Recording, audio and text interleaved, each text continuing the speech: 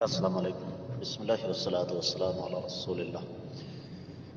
سوال ہے کہ ایک 50 سالہ بیوہ عورت ہے جس کا کوئی محرم ساتھ نہیں ہے تو وہ عمرے پر جانا چاہتی ہے، کیا وہ بغیر محرم کے عمرے پر جا سکتی ہے؟ بالکل نہیں جا سکتی جی۔ سب سے پہلی تو بات یہ ہے کہ عمرہ ایک نفلی عبادت ہے اور محرم کے ساتھ سفر کرنا یہ فرض ہے، تو نفل کو فرض پر مقدم نہیں کیا جا سکتا۔ دوسری بات کہ جناب اس کو شوق ہے، شریعت جو ہے نا وہ ہمارے شوق پر نہیں چلتی۔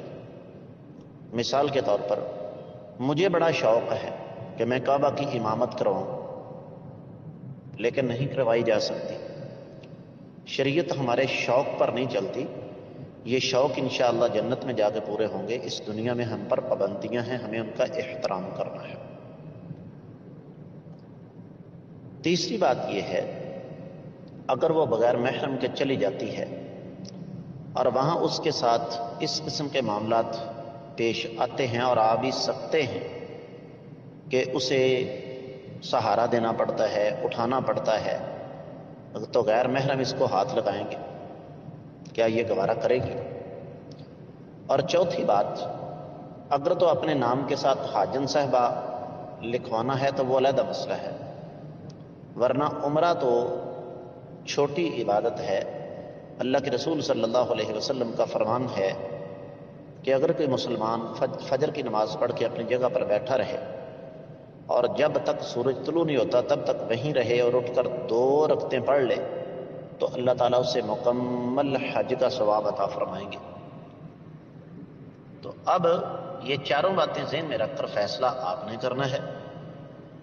استادوں کا کام ہوتا ہے آپ کو سمجھا دینا، مسئلہ واضح کر دینا۔ اب یہ آپ کی مرضی ہے، اس پر عمل کریں یا نہ کریں۔ اگر عمل کریں گے تو انشاءاللہ دنیا اور آخرت کے سارے انعامات آپ کے منتظر ہیں، اور اگر عمل نہیں کریں گے تو ظاہر سی بات ہے، پھر یہ تو آپ کو اچھی طرح پتہ ہے، ہم تو یہی کریں گے کہ فَلَا يَلُومَنَّ إِلَّا نَفْسَهُ، کہ جو عمل نہیں کرتا وہ پھر اپنے آپ کے علاوہ کسی اور کو ملامت مت کرے۔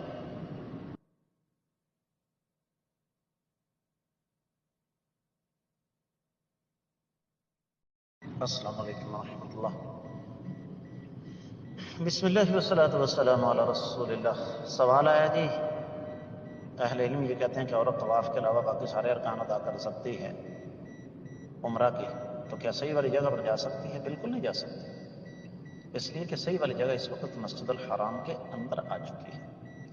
عورت کا حالت حیض میں مسجد کے اندر جانا منع ہے، اور یہی وجہ ہے کہ آپ لوگوں کو اپنے عمرے کے لیے، اپنے اس سفر کے لیے ان دنوں کا خیال رکھنا چاہیے جن دنوں میں آپ حیض کی حالت میں ہوتی ہیں۔ مسجد حرام کی 4 دیواری کے اندر، بلکہ یہاں تک کہ جو صحن ہے وہاں پر بھی خواتین کا جانا جو ہے وہ درست نہیں، کیونکہ وہ مسجد حرام کے اندر آ جاتی ہیں۔ باقی اس میں پھر اور کئی چیزیں آپ لوگ اپنی طرف سے لے آتے ہیں، وہ جی میڈیسن کھا لی جائے، اور جی ہمارے مینسز ڈسٹرب ہیں، ہمیں تو پتہ ہی نہیں۔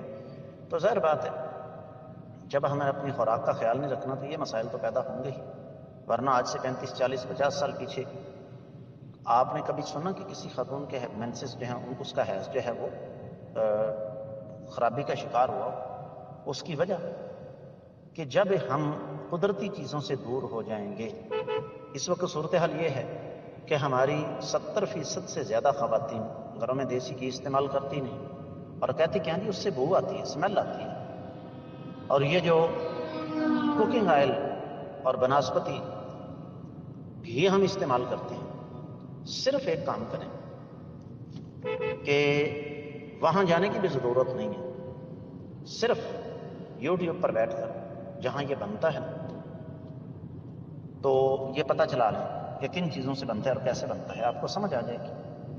تو اس لیے مسئلے کا حل یہی ہے کہ فطری زندگی بسر کریں قدرت کے قوانین کے مطابق، تو یہ مسائل پیدا نہیں ہوتے انشاءاللہ۔